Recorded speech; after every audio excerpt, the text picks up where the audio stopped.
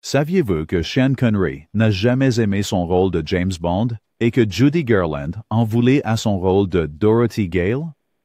C'est le côté méconnu de l'âge d'or du Star System, quand les acteurs n'aimaient pas leur rôle iconique et souhaitaient ne jamais les avoir joués.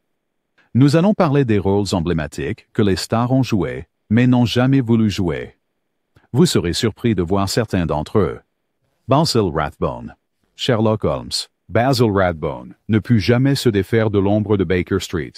Entre 1939 et 1946, il a joué dans 14 films et plus de 200 émissions de radio en tant que Sherlock Holmes, établissant ce que beaucoup considèrent encore comme l'interprétation définitive du détective à l'écran. Mais tandis que le public adorait son Holmes cérébral et acéré, Rathbone voyait le rôle comme une prison créative. Acteur formé à la manière classique qui avait excellé dans le théâtre shakespearien, il se voyait de plus en plus méprisé par les critiques et les directeurs de casting. Il se plaignait amèrement dans des interviews et des mémoires que, peu importe la diversité de sa carrière antérieure, il n'était désormais vu que comme Holmes. Après son dernier film en tant que Holmes en 1946, Rathbone est retourné sur scène dans une tentative de relancer sa carrière classique, mais le typecasting s'était resté. Les studios le voyaient comme une figure de genre, tandis que les producteurs le passaient souvent, craignant que le public ne l'accepte pas en dehors du chapeau de chasse. Des contraintes financières l'ont forcé à accepter des rôles qu'il n'aimait pas, y compris des films d'horreur de série B qui n'offraient que peu de satisfaction créative. Ses écrits ultérieurs revenaient souvent à Holmes avec un mélange de respect et d'épuisement. Il attribuait à ce rôle sa longévité, mais déplorait comment il avait enterré son éventail de talents. Malgré son dédain, Rathbone reste lié à Holmes dans la mémoire de la culture pop, le visage qui a défini une icône qu'il aurait souhaité pouvoir laisser derrière lui. Bela Lugosi, Dracula. La livraison avec un fort accent hongrois de Bela Lugosi dans Dracula en 1931 a lancé le cycle d'horreur d'Universal et l'a à jamais marqué comme une légende de l'écran. Mais derrière la cape, Lugosi a rapidement trouvé que le rôle était plus une malédiction qu'un cadeau. Il avait initialement joué le rôle à Broadway et avait supplié Universal de l'engager pour le film, acceptant même une fraction de ce que les autres acteurs étaient payés. Bien que le film ait été un succès et que Lugosi soit devenu un nom connu, il s'est retrouvé coincé dans des rôles qui faisaient écho à la menace étrangère inquiétante de Dracula. Les studios ne lui offraient rarement autre chose que des méchants, des savants fous ou des variations du conte. Lugosi, qui avait autrefois rêvé d'être un acteur romantique, est devenu aigri par l'étroitesse de l'imagination hollywoodienne. Pire encore, il était souvent sous-payé et dépassé par ses rivaux de studio. Boris Karloff, son co-vedette et concurrent fréquent, recevait souvent un meilleur traitement et de meilleurs scripts, ce que Lugosi aurait profondément ressenti. Dans les années 1940, sa carrière avait décliné au point qu'il acceptait des rôles dans des productions de Poverty Row. Dépendance à la morphine, développée après une opération en 1935, a encore assombri ses perspectives. Dans l'un des chapitres les plus déchirants de sa carrière, Lugosi est mort presque sans le sou en 1956, enterré dans la cape de Dracula qu'il en était venu à détester. Bien qu'il soit désormais vénéré comme une icône de l'horreur, Lugosi a vécu suffisamment longtemps pour voir sa renommée réduite à une caricature. George Reeves, Superman. George Reeves ne s'attendait pas à ce qu'une cape rouge définisse, et finalement déraille, sa carrière. Il a commencé dans Prestige Pictures, apparaissant comme l'un des jumeaux Tarleton dans Autant en emporte le vent en 1939, et a travaillé de manière régulière dans des films tout au long des années 1940. Mais c'est le début de Adventures of Superman à la télévision en 1951 qui a tout changé. En tant qu'homme d'acier, Reeves est devenu un nom connu et un héros pour des millions d'enfants à travers l'Amérique. Pourtant, hors écran, il était frustré par les limites du rôle. Les offres de films se sont tarées car les agents de casting ne le voyaient que comme Superman, incapable de l'imaginer dans des rôles plus sérieux ou variés. Reeves lui-même se sentait enfermé par le ton juvénile de la série, se lamentant en privé qu'il voulait faire plus que sauter par-dessus de grands bâtiments et répéter les mêmes répliques semaine après semaine. Selon ses amis et collègues, il est tombé dans une profonde dépression en raison de la stagnation de sa carrière. Ses tentatives de réaliser ou de passer derrière la caméra ont suscité un intérêt limité de la part des studios. En 1959, Reeves a été trouvé mort d'une blessure par balle à l'âge de 45 ans, officiellement jugé comme un suicide, bien que les théories du complot abondent encore. Sa mort est devenue un symbole de la face sombre du typecasting, où le costume qui apporte l'adoration peut aussi facilement devenir une cage. Clayton Moore, le Lone Ranger. Clayton Moore n'était pas l'initiateur du rôle de The Lone Ranger, mais dans les années 1950, il en était devenu l'incarnation aux yeux des téléspectateurs américains. En enfilant le masque noir et le Stetson blanc, Moore incarnait l'homme masqué dans plus de 200 épisodes, créant une image emblématique de la justice du Far West. Initialement fier du rôle, la relation de Moore avec ce dernier est devenue compliquée avec les batailles juridiques et les politiques de studio. Lorsque les détenteurs des droits du personnage ont voulu relancer la franchise à la fin des années 1950, ils ont interdit à Moore de faire des apparitions publiques en tant que le Lone Ranger. Moore, outré, refusa d'être séparé de la personnalité qu'il avait contribué à populariser. Il mena une bataille juridique pour porter le masque en public et porta même de grandes lunettes de soleil pour contourner la restriction tout en poursuivant ses apparitions publiques. Sa querelle avec les producteurs devint un sujet de tabloïd, transformant Moore en héros populaire parmi les fans qui voyaient ce différend comme une lutte contre la propriété corporative de l'identité. Malgré une réconciliation ultérieure, Moore ne pardonna jamais complètement la tentative de le séparer du rôle. Bien qu'il ait finalement endossé à nouveau le rôle du Ranger dans les années suivantes, y compris lors de réunions spéciales et d'événements publics, la carrière de Moore en dehors de ce personnage est restée limitée. Tout son héritage public est devenu indissociable du personnage, adoré, mais monopolisé. Judy Garland, Dorothy dans Le Magicien d'Oz. La voix de Judy Garland s'élevant sur Over the Rainbow est devenue l'hymne des rêves d'Hollywood. Mais pour Garland elle-même, Dorothy Gale était un rôle qui hantait plus qu'il n'aidait. À seulement 16 ans, elle a été plongée dans un planning de production épuisant sur Le Magicien d'Oz, contrôlée jusque dans son poids, son maquillage et sa posture. MGM l'a mise sous amphétamine pour la garder mince et énergisée, puis des sédatifs pour l'aider à dormir, commençant un cycle de dépendance qui la suivrait pendant des décennies. Bien que le film ait initialement échoué financièrement, sa ressortie en 1949 l'a transformé en classique, et le lien de Garland avec le personnage s'est approfondi. Mais l'image de la douce et innocente Dorothy contrastait de plus en plus avec la femme adulte complexe que Garland était devenue. Elle ressentait de l'irritation face à cette infantilisation, se moquant même d'elle-même dans ses concerts plus tard, car elle se considérait comme éternellement piégée dans des souliers rouges. MGM, profitant de la renommée de Dorothy, continuait à la distribuer dans des rôles similaires, des filles innocentes avec des voix puissantes, tout en restreignant son autonomie personnelle et professionnelle. Garland a été finalement renvoyée par le studio en 1950, qualifiée d'instable. Bien qu'elle ait fait un retour en carrière dans des concerts et des rôles dramatiques, elle n'échappa jamais totalement à la longue ombre d'Oz. Lorsqu'elle est décédée en 1969, à seulement 47 ans, beaucoup la voyaient encore comme la jeune fille du Kansas, plutôt que comme la femme profondément talentueuse et troublée qu'elle était devenue. Sean Connery, James Bond. Peu d'acteurs ont été aussi publiquement associés à un personnage que Sean Connery l'a été à James Bond, et moins encore en sont venus à le détester davantage. Lorsque Connery a fait ses débuts en tant que 007 dans Dr. No en 1962, il a apporté un flegme mortel au rôle qui a redéfini la masculinité britannique à l'écran. La franchise était un phénomène, et Connery a joué dans 5 films, bons consécutifs, qui ont fait de lui une superstar mondiale. Mais dès 1965, il a commencé à exprimer sa frustration.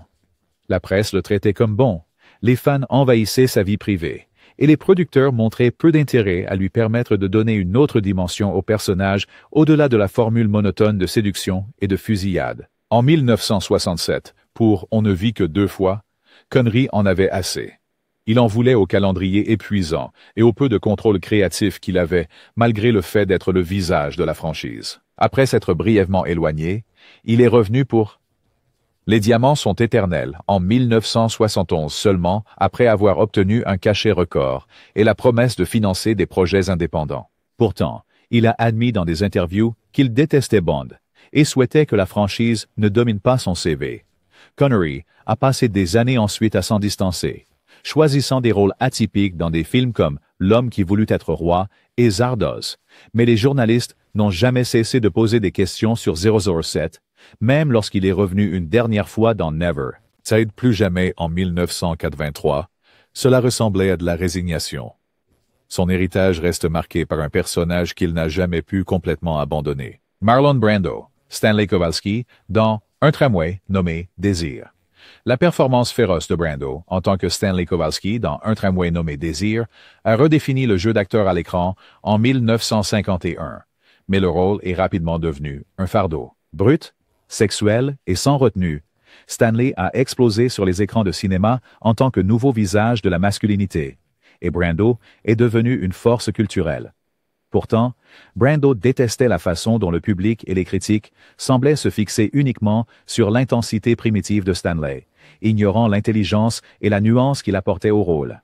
Il craignait d'être catalogué comme une brute, une peur renforcée par des offres qui reflétaient la personnalité violente et sombre de Stanley. Brando était toujours plus intéressé par l'exploration de la vulnérabilité et de la complexité, des traits qu'il a montrés dans Sur les quais et Reflets dans un œil d'or.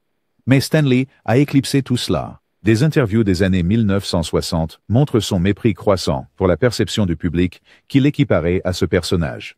Il a refusé de revenir à des rôles similaires à celui de Stanley et a fini par refuser des projets tout ensemble. Dans les années 1970, Brando était devenu si las de la machine hollywoodienne qu'il acceptait des rôles en fonction de la manière dont il pouvait subvertir les attentes du public, comme il l'a fait dans Dernier Tango, À Paris et Missouri Breaks. Stanley Kowalski a peut-être fait de lui une légende, mais pour Brando, c'était aussi le rôle qui marquait le début de sa relation complexe et souvent antagoniste avec la célébrité. Alec Guinness, Obi-Wan Kenobi dans Star Wars.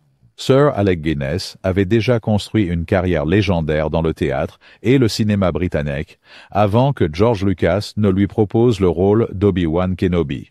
Lorsque Star Wars est sorti en 1977, Guinness avait déjà été nommé aux Oscars, remporté un BAFTA et joué dans des classiques comme Le Pont de la rivière Kwai. Pour lui, la science-fiction était un genre infantile, et le scénario, rempli de répliques comme « Utilise la force », semblait idiot et déroutant. Il l'aurait qualifié de bêtise de conte de fées et aurait avoué à un ami qu'il avait du mal à prendre le matériel au sérieux.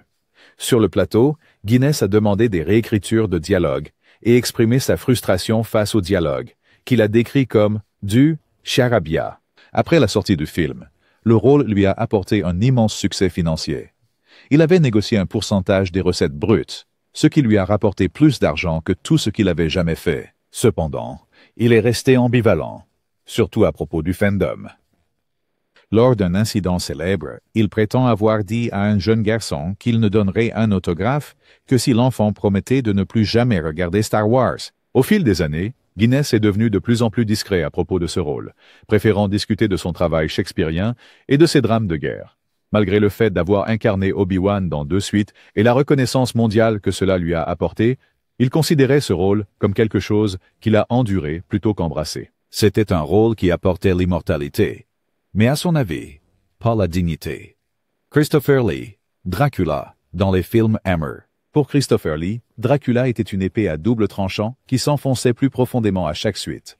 Sa percée en tant que conte est survenue dans Le Cauchemar de Dracula de 1958, une production de Hammer Films qui a ravivé l'horreur gothique pour une nouvelle génération. Grand, imposant et avec une voix autoritaire, le Dracula de Lee était à la fois séduisant et terrifiant, contrairement à tout ce qui l'avait précédé. Ce rôle fit de lui une légende de l'horreur, mais Hammer commença rapidement à produire des suites. Dracula, Prince des Ténèbres, Les cicatrices de Dracula, Une messe pour Dracula, et Lee commença à se lasser. Il recevait souvent des scénarios qu'il trouvait paresseux, stéréotypés, et parfois carrément insultants pour l'intelligence du public. Dans un cas, il aurait refusé de prononcer des répliques qu'il jugeait méprisables et a joué Dracula complètement silencieux. La pression du studio et la nécessité financière l'ont contraint à revenir sans cesse, même s'il se sentait créativement étouffé. Des interviews des années 1970 révèlent un homme de plus en plus frustré d'être perçu uniquement comme un monstre, malgré sa gamme plus large. Il parlait 6 langues, jouait des rôles classiques et rêvait de réaliser. Ce n'est qu'avec The Wicker Man, et plus tard Le Seigneur des Anneaux, qu'il s'est pleinement échappé de la longue cape de Dracula. Lee parlait souvent du avec professionnalisme, mais rarement avec affection. Pour les fans, il était le Dracula par excellence. Pour Lee, il était un piège. James Cagney. Rôle de gangster. James Cagney ne voulait pas être rappelé comme le dur à cuire le plus dangereux d'Hollywood. Il voulait être rappelé comme un homme de chanson et de danse. Pourtant, son interprétation explosive de Tom Powers dans L'ennemi public en 1931 a fait de lui le visage du genre des gangsters. La scène infâme du pamplemousse au visage dans le film l'a ancré dans l'esprit du public comme un personnage volatile et brutal. Une image que les studios exploiteraient encore et encore. Des rôles dans Les Anges aux figures sales, l'enfer est à lui, et d'autres ont renforcé l'image, même si Cagney protestait en privé. Il avait été formé au vaudeville, adorait les comédies musicales et aspirait à des comédies légères et à des performances de style théâtral. Il a poussé à montrer son éventail dans des films comme Yankee Doodle Dandy, un rôle qui lui a valu un Oscar, mais l'industrie continuait de le rediriger vers le canon d'un revolver. Cagney est devenu de plus en plus désillusionné par le système des studios et se heurtait fréquemment à Warner Brothers au sujet des contrats et du casting. À un moment donné, il a intenté un procès pour rupture de contrat et a gagné. Une victoire rare à l'époque. Plus tard, il a dit que le public voulait seulement le voir donner des coups de pied dans les dents de quelqu'un, sans réaliser combien il prenait de plaisir à danser. Même à la retraite, il plaisantait en disant que les gens s'attendaient à ce qu'il soit armé et dangereux. Pour Cagney, les rôles de gangsters payeraient facture, mais ils n'ont jamais touché son cœur. Betty Hutton, Annie Oakley dans Annie Get Your Gun. Lorsque MGM a choisi Betty Hutton pour Annie Get Your Gun en 1950, cela semblait être un rôle de rêve, un rôle principal audacieux et insolent dans l'un des films les plus attendus de la décennie. Mais pour Hutton, le rôle était un cadeau empoisonné. Elle a été amenée comme remplaçante de Judy Garland, qui avait été renvoyée de la production en raison de problèmes de santé et de comportement. Hutton, déjà une étoile montante, était sous une énorme pression pour sauver ce film en difficulté. Elle a plus tard décrit l'expérience comme « un moment misérable », citant l'hostilité du studio et le ressentiment de l'équipe encore loyale à Garland. Bien que le film ait connu un succès au box-office et ait consolidé le statut de Hutton comme une star musicale de premier plan, elle a fini par en vouloir à la façon dont sa carrière était définie par cela. Les critiques la comparaient souvent défavorablement à Garland, et son style exubérant, autrefois salué comme novateur, commença à lasser le public. Hutton se sentait enfermé dans le rôle de la blonde pétillante et rencontrait des difficultés à obtenir des rôles sérieux. Lorsque les comédies musicales ont décliné au milieu des années 1950, la carrière de Hutton a suivi le même chemin. Elle a rapidement disparu des projecteurs, se tournant vers la télévision avant de quitter l'industrie complètement. Malgré ses talents vocaux et son sens du timing comique, Annie Get Your Gun est restée à la fois son triomphe et son fardeau. Un exploit auquel elle n'a jamais pu vraiment échapper. Joan Crawford, Mildred Pierce. La performance oscarisée de Joan Crawford dans Mildred Pierce en 1945 a relancé sa carrière et a transformé son image de flapper glamour à celle de survivante maternelle inflexible. Mais Crawford a rapidement réalisé les inconvénients. Le rôle a créé un nouveau modèle auquel les studios allaient s'accrocher. On lui proposait sans cesse des variations sur le thème de la femme souffrante, dure, incassable, éternellement sacrificielle. Alors que le public applaudissait sa réinvention, Crawford se sentait enfermée sur le plan créatif. Bien qu'elle ait été fière de Mildred Pierce, elle était frustrée par la manière dont l'industrie l'utilisait pour la limiter. À la fin des années 1940 et dans les années 50, elle a enchaîné les mélodrames comme Possessed et Sudden Fear, où ses personnages subissaient souvent l'humiliation, la trahison ou la ruine. Crawford a essayé de pousser pour des rôles plus diversifiés, mais les producteurs ont insisté pour qu'elle reste fidèle à sa formule gagnante. Dans des interviews, elle a admis qu'elle devait souvent se battre pour chaque opportunité et acceptait parfois des rôles juste pour rester visible. Alors que les actrices plus jeunes entraient en scène et que les goûts d'Hollywood changeaient, elle s'est tournée vers des films d'horreur comme « Qu'est-il arrivé à Baby Jane ?», embrassant une sorte de résurrection camp. Pourtant, même alors, les critiques la décrivaient comme une relique d'une époque révolue de souffrance. Joan Crawford, une experte en maîtrise de son image et en ambition, restait consciente que son rôle le plus acclamé était aussi celui qui limitait sa portée. Elle a remporté l'Oscar, mais a perdu la liberté de se réinventer. Clark Gable, Rhett Butler dans Autant en emporte le vent. Clark Gable était réticent à prendre le rôle de Rhett Butler, et pour de bonnes raisons. Il craignait que le personnage, sombre, élégant, du Sud, le cantonne dans un seul type de masculinité, auquel il ne souhaitait pas adhérer. Le producteur David O. Selznick l'a pratiquement supplié de signer, et la demande des fans était écrasante. Sorti en 1939, Autant en emporte le vent est devenu le film le plus réussi de son époque, et la performance brûlante de Gable l'a rendu immortel. Mais il n'a jamais aimé le rôle. Gable pensait que le film était trop long et mélodramatique. Il s'est heurté à Selznick et n'aimait pas le rythme éprouvant de la production. Pire encore, il savait que le public le voyait désormais comme Rhett, et non comme l'acteur polyvalent qu'il voulait être. Bien que Gable ait joué dans des comédies loufoques, des drames de guerre et des westerns, aucun de ses rôles n'égala l'attrait iconique de Rhett. Il évitait de discuter du film lors des interviews ultérieures et assistait rarement aux rétrospectives. Lorsqu'on lui demandait de revisiter le personnage, il refusait, disant que le rôle était devenu trop fantomatique. Après son service pendant la Seconde Guerre mondiale, Gable est revenu à l'écran avec un succès mitigé. Mais Rhett Butler restait le point de référence par lequel toutes ses performances étaient jugées. Même au sommet de sa gloire, il se sentait enfermé par le charme narquois qui avait autrefois conquis le cœur de Scarlett O'Hara. William Shatner, Capitaine Kirk. Pour William Shatner, le succès de Star Trek était à la fois une bénédiction et un fardeau. En tant que capitaine James T. Kirk, Shatner a conduit l'équipage de l'USS Enterprise vers l'immortalité en syndication. Pourtant, lorsque la série originale s'est terminée en 1969, il a rapidement découvert que le monde n'était pas intéressé par William Shatner, l'acteur formé de manière classique qui avait travaillé aux côtés de Julie Harris et interprété Shakespeare. Il était Kirk. Point final.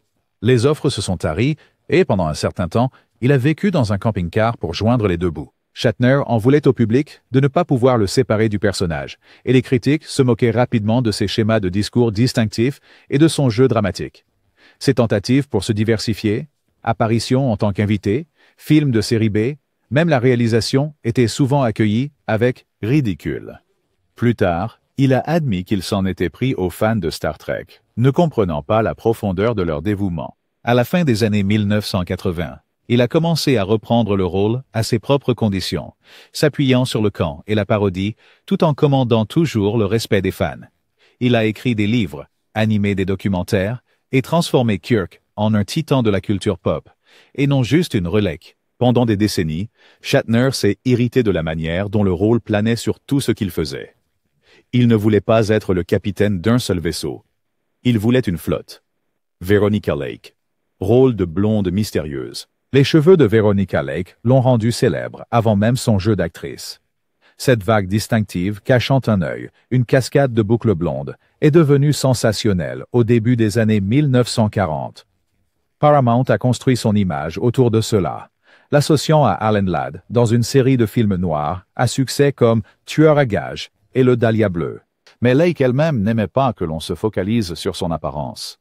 Elle aspirait à des rôles qui prouveraient qu'elle était plus qu'une coiffure ou une voix sensuelle. Pendant la Seconde Guerre mondiale, le gouvernement américain lui a demandé de changer sa coiffure pour un style plus sûr, avec les cheveux attachés, en raison des accidents parmi les femmes travaillant dans les usines qui imitaient son apparence. Le studio a résisté, craignant un déclin de son attrait sexuel. Lorsqu'elle a coupé ses cheveux, les recettes au box-office ont baissé, et Lake a été blâmée. Elle est rapidement devenue un bouc émissaire à Hollywood pour les mauvais résultats, et sa carrière s'est arrêtée. Elle a ouvertement accusé l'obsession de l'industrie pour son apparence de limiter son éventail et de détruire ses chances dans des rôles dramatiques sérieux. Dans les années 1950, Lake avait presque disparu des écrans, travaillant comme barmaid à Manhattan sous son vrai nom, Connie Auckleman. Bien qu'elle ait tenté de revenir brièvement, sa réputation de beauté capricieuse avec une coiffure gimmick est restée. L'héritage de Veronica Lake peut vivre dans sa silhouette, mais elle a passé ces dernières années à essayer de prouver qu'elle avait plus que de simplement bons éclairages et des boucles. Tony Curtis. Des rôles de joli garçon. Tony Curtis n'a jamais voulu être connu uniquement pour son joli visage, mais Hollywood avait d'autres plans.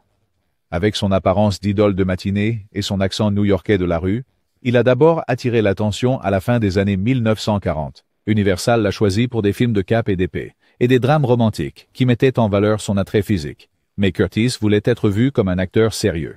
Il a publiquement plaidé pour des rôles plus exigeants, obtenant finalement des éloges dans The Defiant Ones en 1958, ce qui lui a valu une nomination aux Oscars. Pourtant, malgré tous les éloges critiques, Son héritage est resté lié à des rôles comme celui du musicien travesti, dans certains lame shows, et l'agent de presse habile, dans Le Grand Chantage. Curtis ressentait le fait que l'industrie et le public se concentraient sur son apparence, négligeant souvent son art de l'interprétation. Dans les interviews, il se souvenait que les critiques commentaient rarement ses performances sans mentionner son visage, ou comment les studios hésitaient à lui confier des rôles exigeants, craignant que ses fans ne l'acceptent pas. Même plus tard dans la vie, alors que son visage vieillissait et que sa célébrité s'estompait, Curtis luttait contre l'indifférence de l'industrie. Il s'est tourné vers la peinture et l'écriture de mémoire, essayant de remodeler le récit autour de sa carrière. Bien qu'il ait finalement trouvé la paix avec son passé, il n'a jamais oublié le combat ardu pour être pris au sérieux dans un milieu qui le voyait d'abord comme une décoration. Elizabeth Taylor, Cléopâtre. La production de Cléopâtre en 1963 fut un spectacle public sans précédent à Hollywood, et Elizabeth Taylor en était le centre. Le rôle lui a rapporté $1 million, le salaire le plus élevé pour une actrice à l'époque, et la frénésie des tabloïds autour de sa liaison avec Richard Burton a assuré des gros titres quotidiens. Mais Taylor détestait l'expérience. Le film a mis des années à être achevé, souffrait de réécriture constante, et son budget a atteint le record de $44 millions. Elle a failli mourir d'une pneumonie pendant la production, et a plus tard décrit tout le tournage comme un cauchemar de retard, d'ego et de fatigue. Bien que le film ait été un succès commercial à l'international, il a été considéré comme un désastre financier national et a marqué le début de la période où Taylor a été traitée davantage comme une célébrité que comme une actrice sérieuse. Les critiques ont critiqué la longueur et les excès du film, et Taylor elle-même a admis qu'elle n'aimait pas le produit final. Pire encore, Cléopâtre est devenue le symbole de sa vie hors écran. Scandale, luxe et amour volatile. À partir de ce moment-là, beaucoup l'ont vue davantage comme une personnalité de tabloïd qu'une artiste. Elle a pris moins de rôles sérieux par la suite et s'est retrouvée cantonnée au rôle de diva, une étiquette qu'elle n'a jamais cherchée. Alors que sa légende grandissait, les ambitions de Taylor en tant qu'actrice semblaient à jamais éclipsées par la Reine du Nil, un personnage qu'elle avait incarné mais qu'elle aurait aimé laisser derrière elle. Shirley Temple, rôle de star enfantine. Shirley Temple était autrefois l'enfant chéri de l'Amérique, la star enfantine qui remonta le moral national pendant la Grande Dépression. Avec ses faussettes, ses boucles et sa disposition en jouets, elle devint la star numéro 1 du box-office de 1935 à 1938, devant Clark Gable et Bing Crosby. Mais l'image même qui la rendait aimée est devenue un fardeau avec l'âge. Les spectateurs voulaient qu'elle reste une enfant pour toujours, et quand elle est devenue adolescente, l'intérêt du public s'est refroidi. Ses films ultérieurs n'ont pas eu de succès, et à l'âge de 22 ans, elle avait pris sa retraite de l'industrie cinématographique. Temple en voulait à la façon dont son enfance était façonnée par le contrôle rigide des studios, la publicité constante et la pression de devoir jouer à la demande. Dans ses mémoires, elle a écrit avec franchise sur la solitude et l'étrangeté de grandir dans un monde où chaque sourire était orchestré. Les tentatives de retour à la comédie à l'âge adulte ont reçu des réponses tièdes. Producteurs et spectateurs la voyaient encore comme la petite fille chantant sur The Good Ship Lollipop. Plus tard, Temple s'est tournée vers la politique et la diplomatie, trouvant le succès en tant qu'ambassadrice des États-Unis. Bien qu'elle se soit accommodée de sa célébrité précoce, elle a toujours reconnu l'étrange captivité d'être une icône enfantine. Ces boucles ont peut-être apporté de la joie à des millions de personnes, mais elles l'ont également enfermée dans le temps. Robert Mitchum, rôle de dur à cuire. Robert Mitchum avait les yeux fatigués, le parler lent et l'attitude nonchalante que Hollywood a volontiers distribuée à des anti-héros noirs et des criminels endurcis. Des films comme La Griffe du passé en 1947 et La Nuit du chasseur en 1955 ont fait de lui une icône de la masculinité robuste. Mais Mitchum trouvait peu de satisfaction dans les rôles qui l'ont rendu célèbre. Il se référait souvent à ses personnages comme à des brutes unidimensionnels et était connu pour dire que jouer la comédie se résumait simplement à se lever et à dire des répliques. Il abordait son travail avec détachement, en partie parce qu'il croyait que l'industrie refusait de voir toute l'étendue de son talent. Mitchum avait le sens du timing comique, du talent musical et une sensibilité sous-utilisée à l'écran.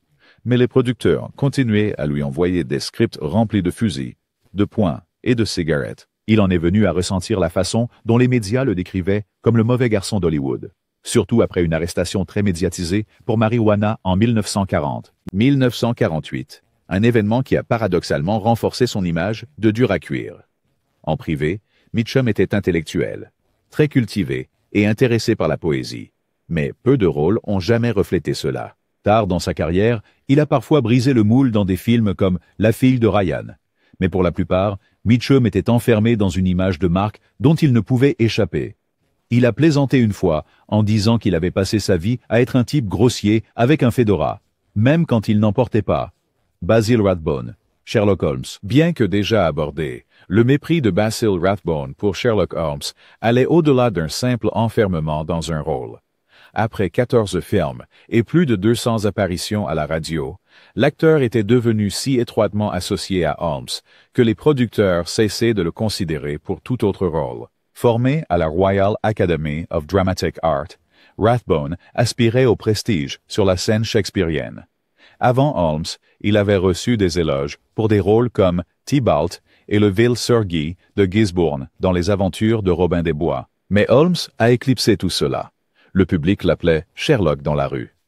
Les journalistes ne posaient des questions que sur les mystères et la déduction.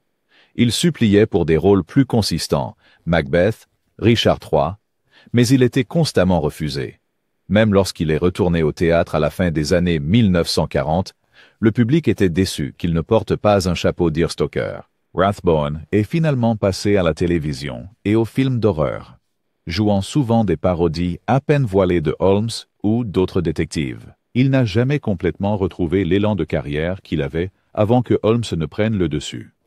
Bien qu'il soit resté gracieux lors des interviews, ses proches ont rapporté qu'il pleurait le potentiel perdu d'une carrière qu'il croyait pouvoir rivaliser avec celle d'Olivier, s'il n'avait pas résolu autant de crimes à l'écran. Bela Lugosi, Dracula. Tout comme Rathbone, l'association répétée de Lugosi avec Dracula fut à la fois sa consécration et sa perte. Ce qui est souvent oublié, c'est que Lugosi a refusé d'autres rôles, y compris celui du monstre de Frankenstein, parce qu'il espérait éviter d'être catalogué. Malheureusement, la popularité de Dracula signifiait qu'on le rappelait encore et encore, souvent sans le luxe d'approuver le scénario ou d'avoir un apport créatif. Il apparaîtrait plus tard comme le comte dans des films de qualité rapidement déclinante, et dans les années 1940, il jouait dans des comédies comme Abbott and Costello Meet Frankenstein, qu'il estimait se moquer de son héritage. Des problèmes financiers, y compris des impôts impayés et des factures d'hôpital, l'ont forcé à accepter presque n'importe quelle offre, y compris de travailler avec le célèbre réalisateur de bas de gamme, Ed Wood. Ses performances dans Glen or Glenda et Bride of the Monster sont maintenant des films cultes, mais à l'époque, elles étaient vues comme des rappels tristes de sa déchéance. Lugosi fut le premier acteur majeur à entrer publiquement en cure de désintoxication, en intégrant un hôpital d'État pour une addiction à la morphine en 1955. Bien qu'il restât gracieux envers ses fans, il était amer face au refus d'Hollywood de le choisir pour des rôles autres que celui de mort-vivant. Il est mort dans une quasi-pauvreté, recevant encore du courrier adressé simplement à Dracula. George Reeves, Superman. Encore plus tragique que le ressentiment de George Reeves envers son image de Superman était l'isolement qui en résultait. Il était apparemment gêné de porter le costume lors d'apparitions publiques, surtout lorsque des fans adultes l'approchaient de manière plus révérente qu'ironique. Hors plateau, Reeves buvait beaucoup et exprimait sa frustration d'être considéré comme un acteur de série pour enfants. Il a fait campagne pour des rôles au cinéma tout au long des années 1950, mais a été constamment refusé, même pour des rôles secondaires. L'association avec Superman était si forte que les dirigeants de studio craignaient ce que le public ne rit pendant les scènes sérieuses. Des rumeurs circulaient selon lesquelles il envisageait de quitter le rôle lorsqu'il est mort dans des circonstances mystérieuses en 1959. Bien que jugé comme un suicide, certains amis croyaient qu'il se préparait à un nouveau chapitre de sa vie, potentiellement derrière la caméra. Quelle que soit la vérité, l'histoire de Reeves reste l'un des exemples les plus clairs de la façon dont un rôle aimé peut conduire à la fois à la célébrité et à la ruine personnelle. Marlon Brando, Stanley Kowalski. Le mépris de Brando pour Stanley Kowalski a perduré bien au-delà de ses débuts de carrière. Même lorsqu'il a joué des rôles complexes comme celui de Don Vito Corleone et du colonel Kurtz, les journalistes faisaient constamment référence à sa performance primordiale dans un tramway nommé Désir.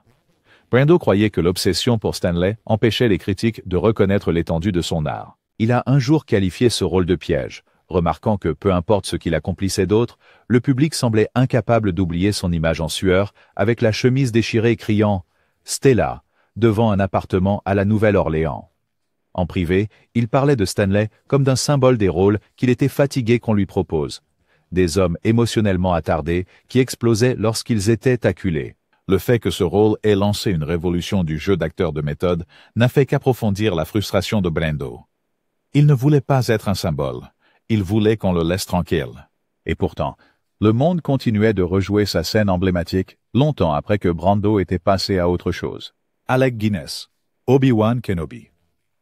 L'ironie de la célébrité d'Alec Guinness dans Star Wars est qu'elle a éclipsé une carrière bien plus distinguée. Guinness avait remporté un Oscar, joué dans le West End de Londres et reçu le titre de chevalier. Pourtant, les jeunes fans ne le connaissaient que comme Obi-Wan Kenobi. Il refusait souvent de parler des films en détail et admettait qu'il ne comprenait pas la logique des histoires. Dans des lettres privées, il exprimait sa consternation à l'idée que son héritage le plus durable pourrait être un personnage d'un film pour enfants. Il en avait aussi assez des demandes d'autographes incessantes et du courrier de fans se concentrant uniquement sur son personnage de Jedi. Bien qu'il restât poli en public, son aversion pour le rôle et son empreinte culturelle incessante ne s'est jamais vraiment estompée. En ce qui concernait Guinness, la force ne lui avait rendu aucun service. Christopher Lee, Dracula. Le retour de Christopher Lee à Dracula, dans des suites qu'il détestait, reflète comment les acteurs sont parfois prisonniers de leur propre succès. Il a ouvertement critiqué Hammer Films pour le recyclage des intrigues et l'accent mis sur le gore plutôt que sur l'atmosphère. Lee a affirmé qu'il avait joué sans prononcer un mot parce que le dialogue était si mauvais.